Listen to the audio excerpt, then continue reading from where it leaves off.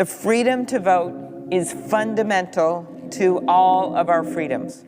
Following the 2020 elections, in which more Americans voted than ever before in the middle of a public health crisis, we have seen unprecedented attacks on our democracy in states across the country. These strategies in state after state are to make it harder to vote and easier to cheat. Well, I'll tell you what this bill does that we're talking about today, the Freedom to Vote bill. It makes it easier to vote and harder to cheat. This bill will set a baseline of protections for voters across the country with common sense, proven reforms that have already been successfully implemented in blue and red states across the country. It's about ensuring that these mass efforts at disenfranchisement that reach their most vivid flowering in the violent attack on our Capitol don't occur, and that people have the ability to get access to a ballot and to have confidence that their ballot will be counted with integrity. Shame on us if we allow the people's voices to be silenced in this chamber. Voting rights are preservative of all other rights. And right now, the right to vote is under attack.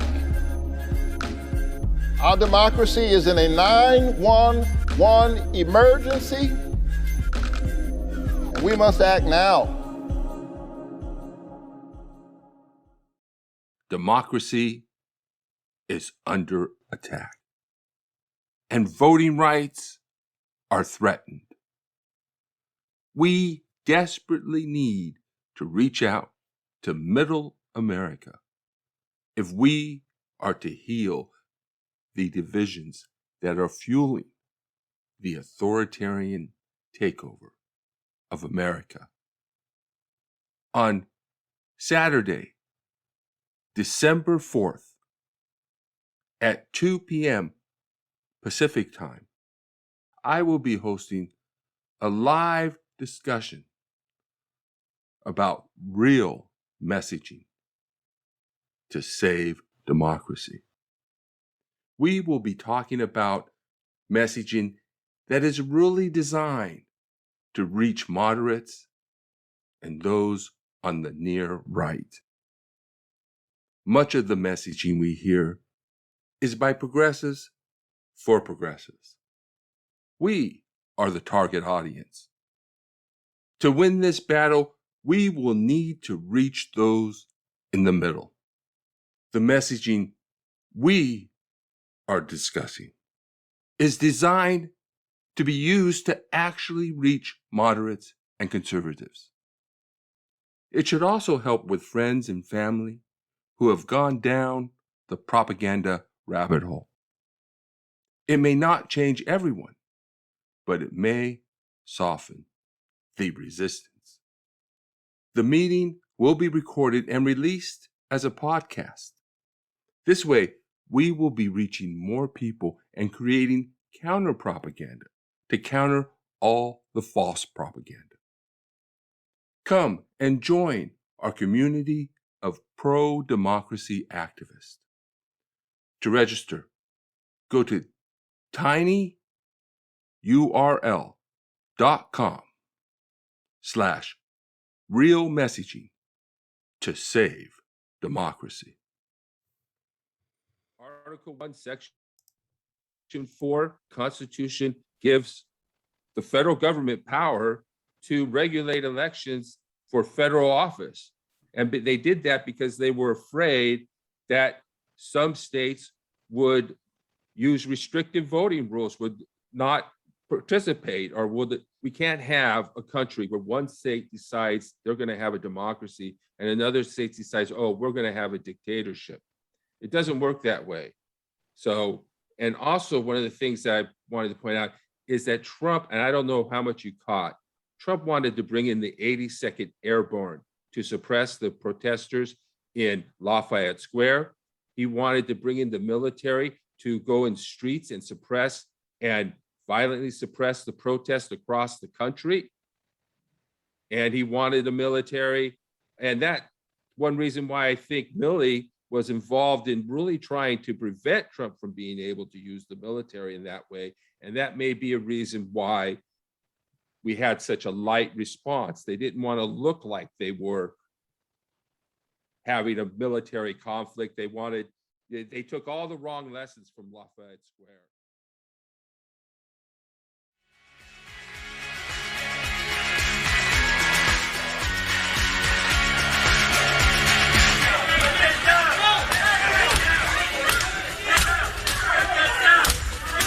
Now, according to public reporting, D.C. Mayor Muriel Bowser first called Army Secretary Ryan McCarthy to ask for help at 1:34 p.m.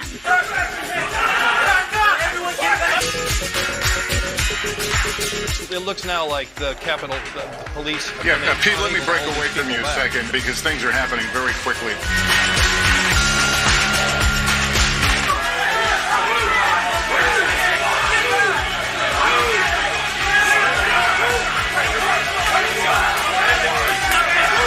According to your written testimony, you were, quote, aware that demonstrators had breached the Capitol.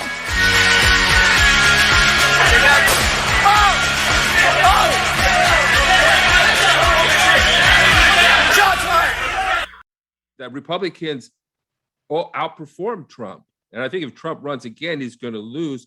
But let's see, what was Nancy? Your point that he knows Middle America.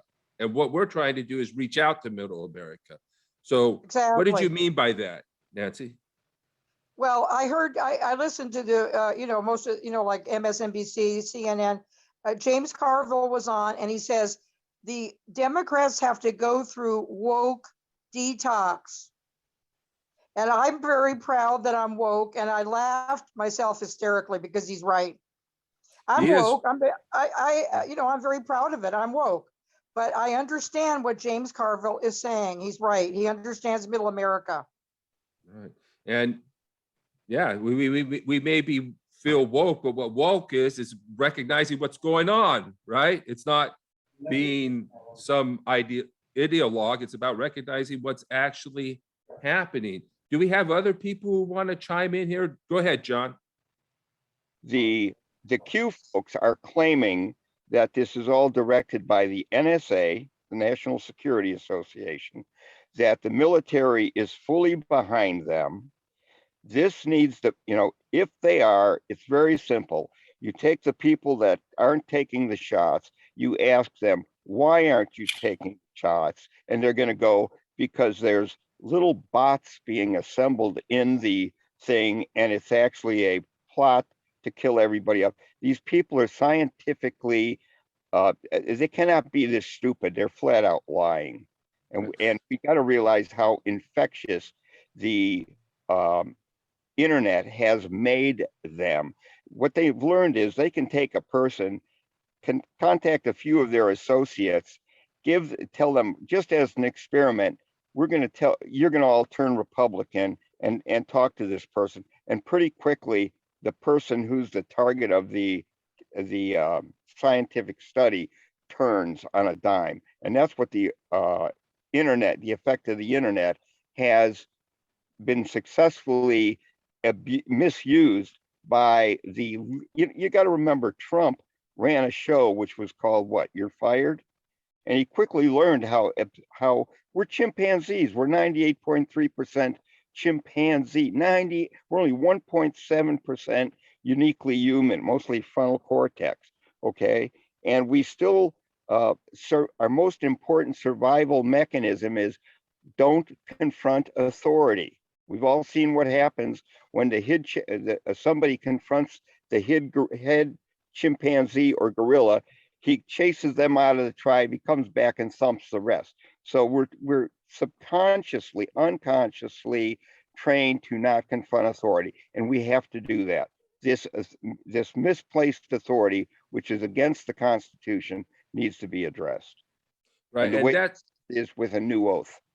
Right, and that's what we're trying to do here, trying to create counter propaganda, because the current media environment, we're not going to get anywhere if major media networks can spread false lies with impunity.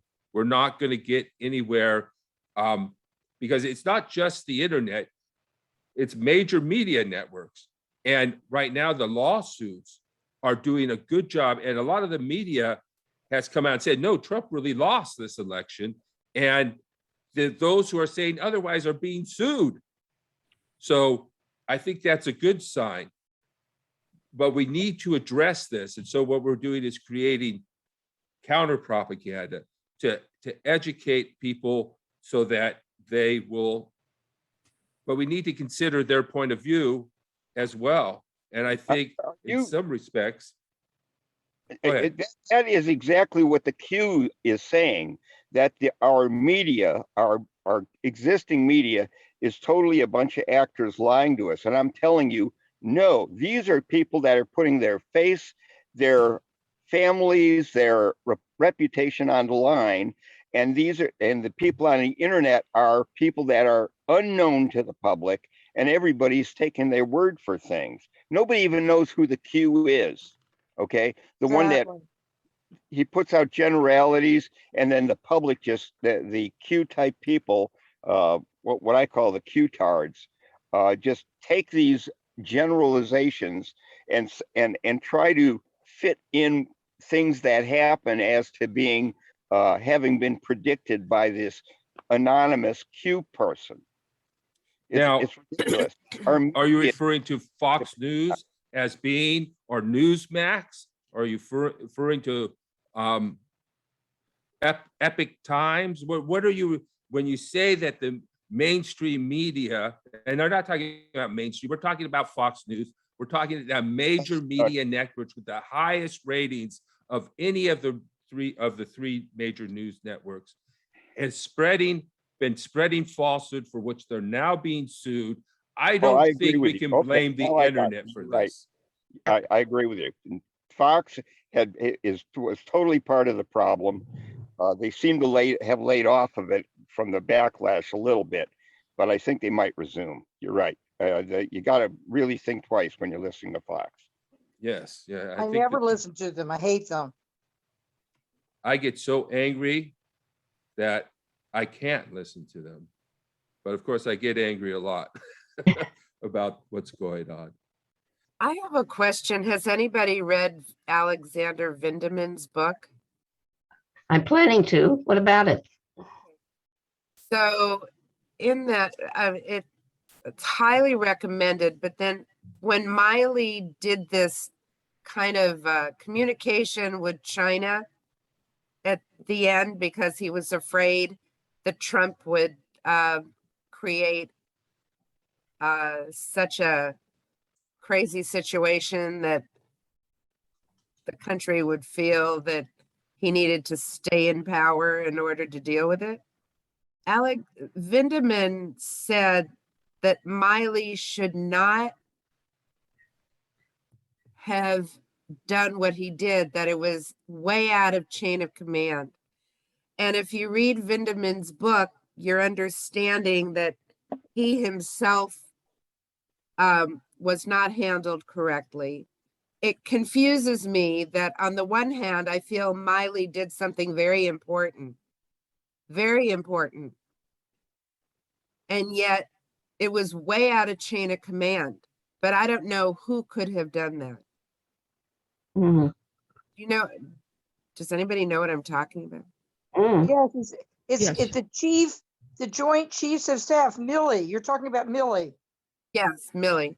I don't agree with you. I think he was perfect what he did. He told the truth. He went before Congress. No, I know, but Vindman felt, I agree. I don't know who else or what else could have been. You know what I'm saying? He's just trying to save the democracy. That's all. Well, I know what you're talking about. And I think there's a difference here that didn't get picked up. So what Milley did is he reassured China that he would do certain things if certain things came to pass. And people took that as he was usurping power, as he actually did something to stop Trump. He had, which wasn't what he was doing. He was trying to calm them down so that things didn't get out of hand. Exactly. But he wasn't usurping power in that he wasn't, at least in that case too, there might be other questionable things, but he didn't stop Trump from doing anything, if that makes sense. No. He was protecting America. He was just from China reacting to something that didn't exist. Correct. And so he may have, like, if Trump was going to do something, then Milley may have taken a lot of actions to try to get other people to also stop Trump, knowing that he couldn't himself, but he wanted to be like an alarm. The way I took it is he needed to calm China down, though, because I guess China was pretty upset. And Vindman took it as like he was saying that he had the power to do this. He was next to Trump. He was scared for our country. He knew what Trump was doing. He's right next to him. So I think there's a subtle difference the way Vindman read into it, and then there's like the gray space. Vindman went from, he said this, so he was like acting like he had power and usurping authority. But I think the way I kind of read the situation was, he said this to China to calm him down, right? And then put himself as a stopgap. So maybe Milley couldn't stop him, but he wanted to make sure he knew what was going on so he could fire off alarms and other people could try to do something to stop him. And it's kind of a gray area. Yeah, and it could be that Vindman's being dropped had to do with Milley, and maybe that's why he was reacting in the way he was, because I think anybody who would understand what Milley did would think, thank God he did it. You know, right? There was that. We're all saying that. We're all saying that. Yeah, he could see what Trump was doing. He put in another Secretary of Defense, like 2 weeks before the end of his term. Eva, you wanted to say something, and you took down your hand. Did you want to speak? Oh, yeah, and I just wanted to say thank you, everyone. I enjoy listening to everyone's point of view, and I'm sorry I didn't chime in earlier. I'm at work, the hospital, but I just wanted to say, just as an officer of the military, I don't agree with Vindman. I think I'm one level of hierarchy below him. I think he recently got promoted, but I'm an 06, so when it's for the greater good, you do have the ability to override and go above chain of command. So, as everyone says, was for the safety of the country, and he probably was aware that there'd be a lot of people protecting him, including the new Secretary of Defense. So he realized that it'd go on deaf ears if he sounded the alarm. I forget the new the Secretary of Defense that had just been appointed in December of 2020, but that was the person he probably didn't trust. Was that Christopher Miller? Yes, Christopher Miller? He probably was afraid of him. That not afraid, but maybe concerned that he wouldn't react or even respond. So General Milley, in my opinion, just as a military member, did the right thing. So Rachel, hop on board. You there? There you go. Yes, I'm here. Good morning and good afternoon, depending on what side of the world you guys are on. I just want to thank you for the talk. I'm learning a lot about I know a little bit about the Constitution, but I am excited to be here and listen to you guys. And I wanted to kind of see if I can explain to the young lady that she was confused about the exit polls. You know, normally they're right, but ever since Trump got elected, that should teach you to not really pay attention to that and just get your people out and vote. We didn't lose that much in West Virginia. It was pretty close. It wasn't a shellacking. Yes, it wasn't a shellacking like everybody want to say. It was a couple 100,000 or 40,000 votes for the young man. And I think he messed up when he tried to, we got that fear mongering going out about government, when the government has a role in all of our lives. It's just that the Republicans is pounding that into people's hearts and minds, and it's trying to make them afraid. And, I don't understand why it's working, but don't count them polls. Just try to get your people out there to vote. It's the best thing you can do. Just try to get as good information to your friends and family, and that could help. But the young man in Virginia, he just said some wrong stuff when he interfered with their saying about parents shouldn't be in school districts, and it went viral on him, and he couldn't overcome that. His message was flawed. He was flawed for a while. He was. If you paid attention to that young man, he was flawed for a while.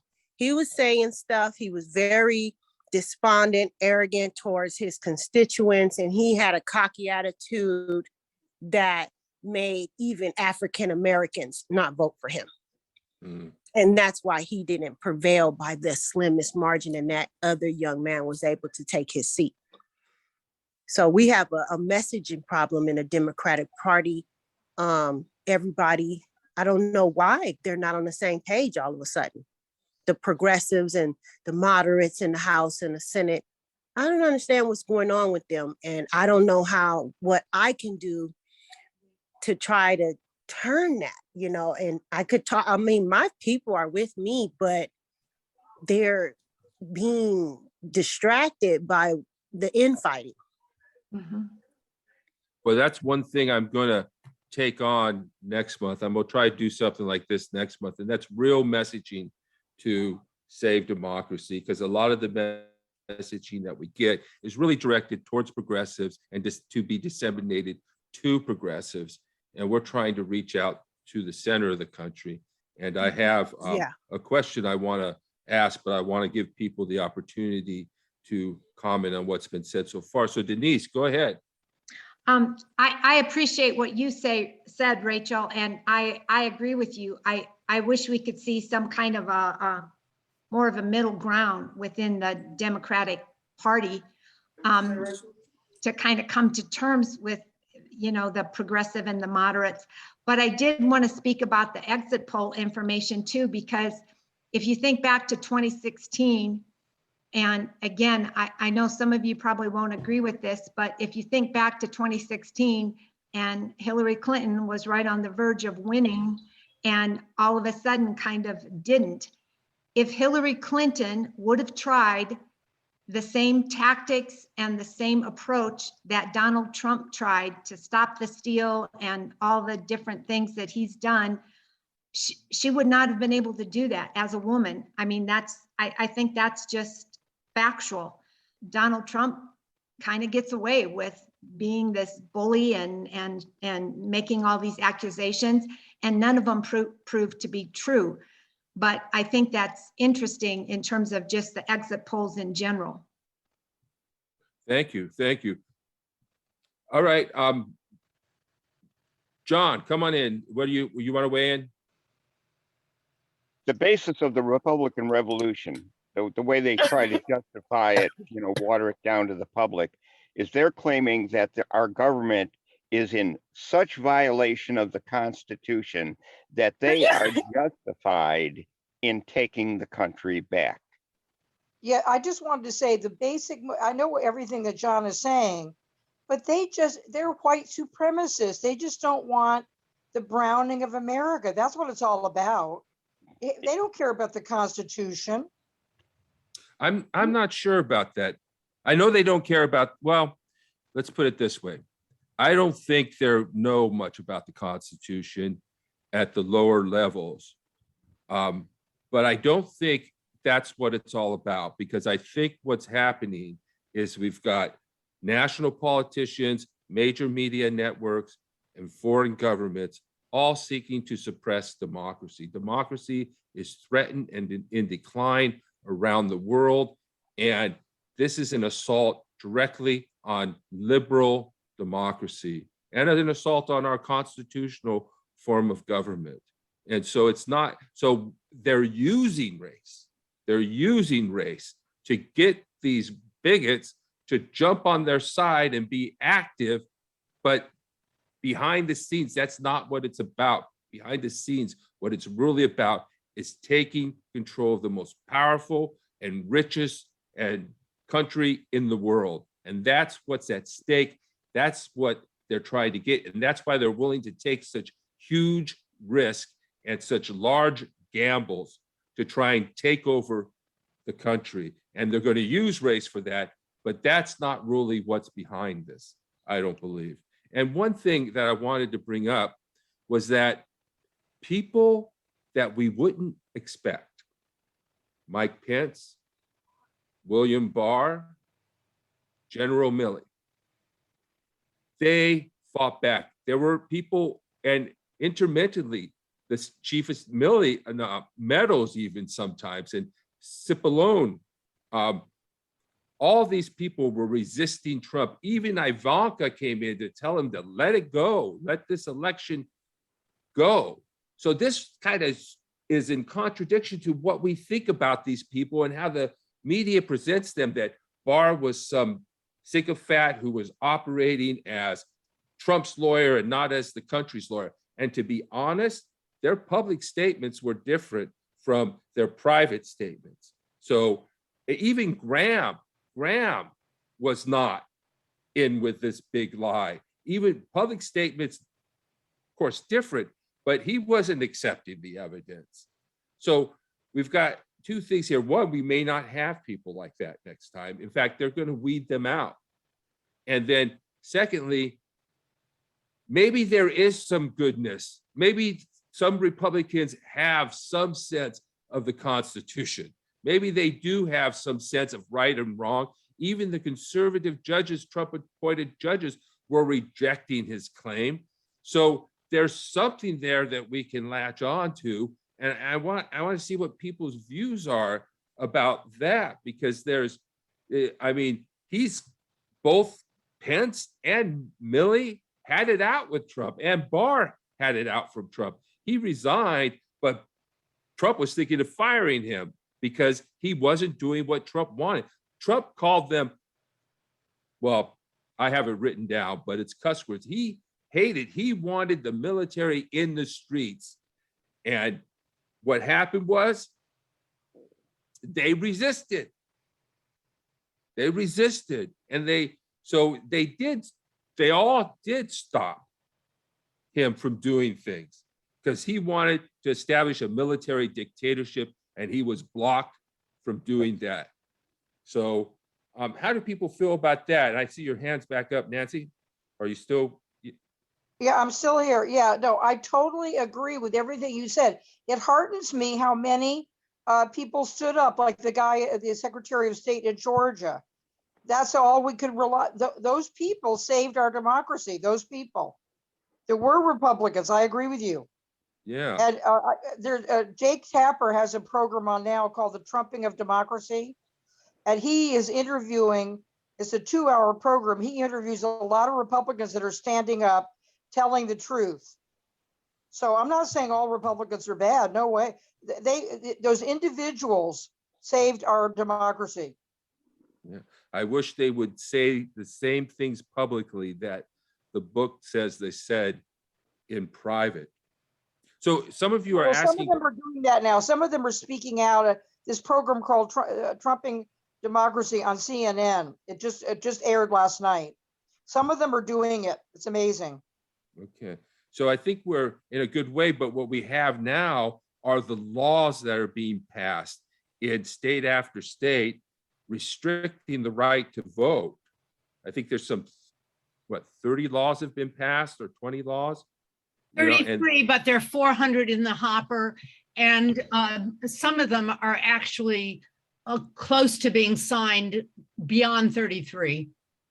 Yeah, and I want to remind people, those who are asking questions in the chat, if you want to raise your hand and ask your question to us, that would be very helpful for me. We got one here from Mark who said, who would you say are the people who are really behind the movement to overthrow democracy? And I would say Putin. No. Yeah, I believe it's Putin is there. Trump is there, of course. I think we have an epidemic of narcissism and sociopathy, basically narcissism. And so we've got a lot of people in power who are not in power for the right reasons. And they don't care about right and wrong. What they want is power and money. And so, like every place, we have good people, we have bad people, and we do have evil people. But I do think that part of this is foreign propaganda. And I think we get it on the right too, or get it on the left too. When we say that the system is rigged, we don't have a real democracy, that discourages people from voting. Somehow they say the Republicans are not discouraged, and they were really just lying when they say the election was stolen, because they're going to vote, right? That's inconsistent with, oh, my vote doesn't count, nobody's counting it, and yet they're going to vote, believe me. So, but I do think there are foreign sources, there are domestic sources, and there are propagandists, and some of the propagandists is just about making money. But I think it's coming, they're attacking both sides, and both sides are being tricked into opposing democracy. Let's go with Lisa Snow. We'll get to you next, John, and we'll also get to you, Alice, because I think you probably have something to say on this. So go ahead, Lisa. Okay, thank you. So I would say, I know there's foreign influences, but as Alice commented in the chat, there's two primary culprits, and they're domestic first. And it's the evangelicals, like 700 Club stuff, as well as the Kochs.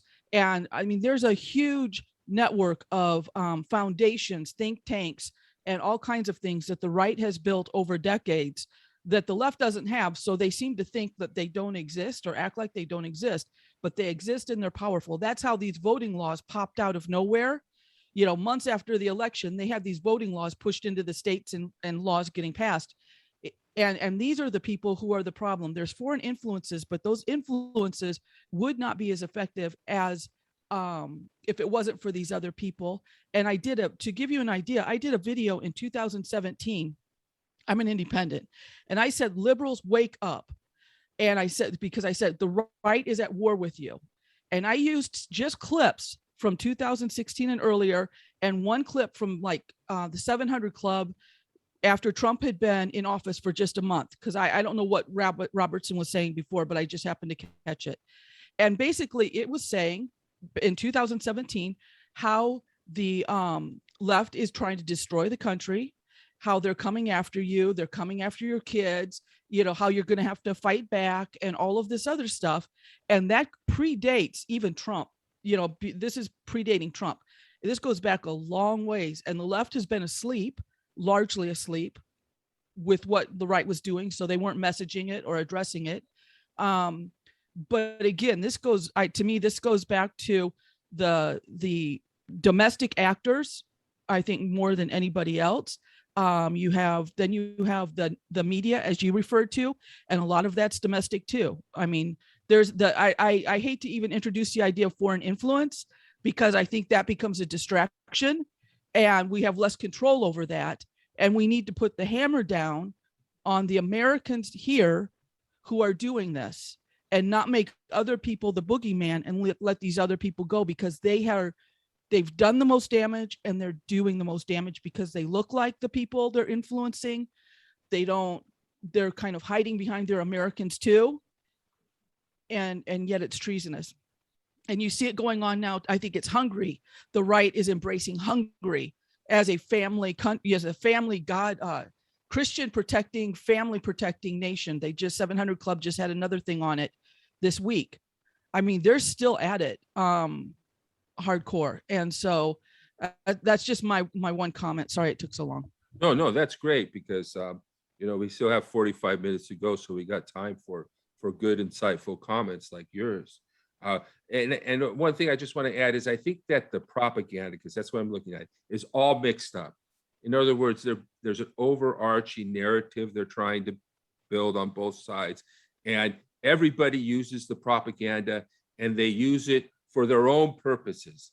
So we got foreign propaganda, we have domestic propaganda, but it's all mixed up and being used by everybody. And that goes for the right and the left. Is your democracy flaccid? Trouble maintaining a strong coalition? Tired of the parade of disappointing performances? Then you might be one of the 330 million Americans suffering from electile dysfunction. I get all excited about a new bill. The debate gets all hot and heated. We'll move things to the floor. And right when we're about to achieve a joint resolution, bam. Total government shutdown. Premature capitulation. I don't know, every time I get an election, I think, maybe this time will be different. Filibustering just doesn't make me feel good anymore. It's embarrassing, okay? Fortunately, there's the Freedom to Vote Act.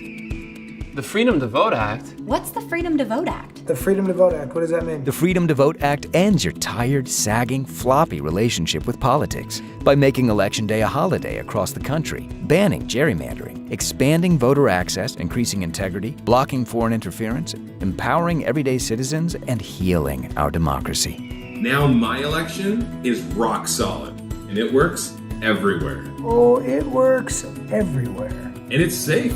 It used to take me forever to find the location. To vote. But with the FTVA, we have all day to get to the polls. And it only takes 2 minutes. Which I prefer, honestly. She really does.